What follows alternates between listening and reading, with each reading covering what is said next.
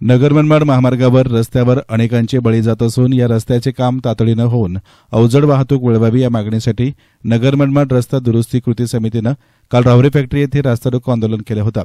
या आंदोलनातील 9 आंदोलकांवर राहुरी पोलिसांत गुन्हे दाखल करण्यात आल्यानं एकच खळबळ उडाली आहे।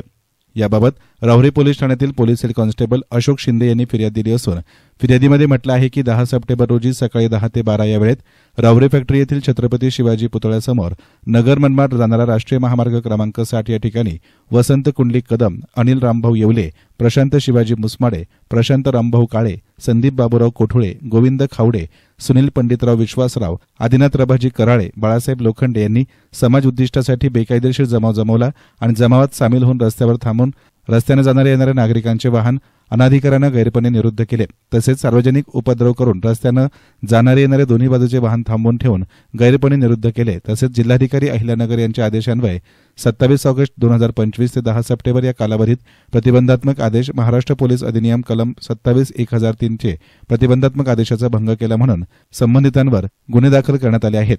याबाबत पुढील तपास पोलीस निरीक्षक संजय ठेंगे यांच्या मार्गदर्शनाखाली पोलीस कॉन्स्टेबल बाबासाहेब शेळके करतात।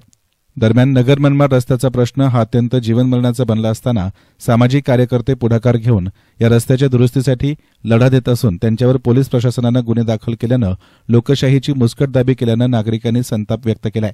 कालच्या रास्ता रोको आंदोलनादरम्यान काही आंदोलकांनी जिल्हाधिकारी डॉ पंकज आशिया यांचं वाहन अडवून त्यांना जाण्यासाठी मज्जाव केला।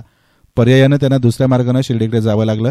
त्यामुळे की काय वरिष्ठ अधिकाऱ्यांनी सूत्र हलवत आंदोलकांवर गुन्हे दाखल केले की काय अशी ही चर्चा सुरू आहे। अधिकाऱ्यांना थोडा त्रास झाला म्हणून लोकशाही मार्गाने आंदोलन करणाऱ्या विरोधात गुन्हे दाखल होतात, मग रस्त्याच्या कामात हलगर्जी करणाऱ्या अधिकाऱ्यांवर गुन्हे दाखल का होत नाहीत आणि ज्यांचे जीव या रस्ते अपघातामध्ये गेलेत त्यावर प्रशासन काय करणार असे एक ना अनेक प्रश्न समाज माध्यमांवर उपस्थित केले जात आहेत। येस्तान मीडियासाठी प्रतिनिधी गोविंद फुनगे, राहुरी।